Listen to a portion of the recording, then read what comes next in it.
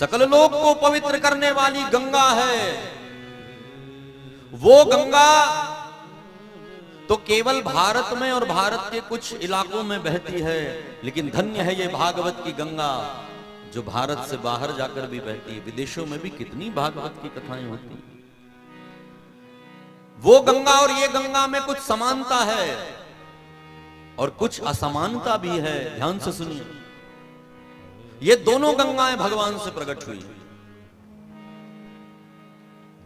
ये गंगा जिसमें हम स्नान करते हैं बनारस जाकर, हरिद्वार जाकर के, ये गंगा भगवान के चरण से प्रकट हुई, इसलिए इस गंगा का नाम है विष्णुपदी।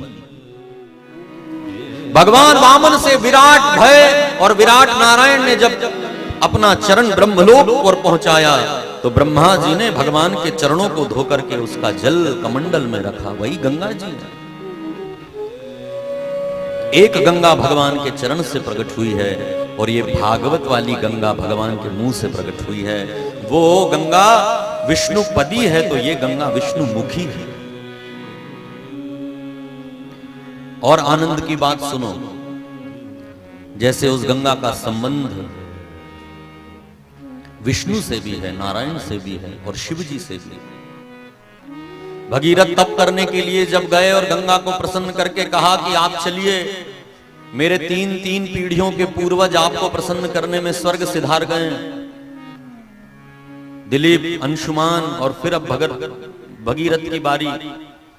तो भगीरथ ने कहा कि मां आपको मेरे साथ चलना पड़ेगा। तो आकाश में से गंगा ने जवाब दिया, मैं आ तो जाऊंगी भगीरथ, लेकिन मेरे वेग को कौन सहन करेगा? मृत्युलोक में कौन है जो मेरे वेग को सहन करे? आप बताएं मां। तो कहा मृत्युलोक में केवल और केवल महादेव हैं जो मेरे वेग को सहन कर सकते हैं। और तब भगीरथ ने महादेव की तपस्या की, बाबा प्रसन्न हुए और कहा मांगो भगीरथ।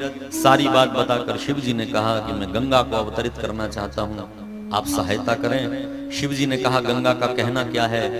गंगा का कहना यह है कि मैं इतने वेग से आऊंगी, मुझे कौन सहन करेगा? शिव जी ने कहा ये बात है। और शंकर जी ने जटा खोली और ऊपर देखकर कहा गंगा चली आओ। और आकाश में से गड़गड़ाती हुई गंगा भगवान शिव जी की जटा में आकर के विराजमान हुई। और शंकर जी ने जटा को ऐसे लपेटा कि जटा के अंदर गंगा फंस गई, निकलने का रास्ता नहीं। इतने वेग वाली गंगा शिव जी की जटा में है। जटा अटवी गलत ज्वल प्रवाह पावित स्थले, जटा की अटवी यानी जंगल बन गया और उसमें गंगा फंस गई। भगीरथ ने कहा बाबा ये गंगा मैंने अपने पूर्वजों के और संसार के उद्धार के लिए बुलाई है, आप कृपा करें। और शंकर जी ने एक भाग जटा का, एक दो केश हटाया और वहां से शिव जी की जटा से गंगा निकली।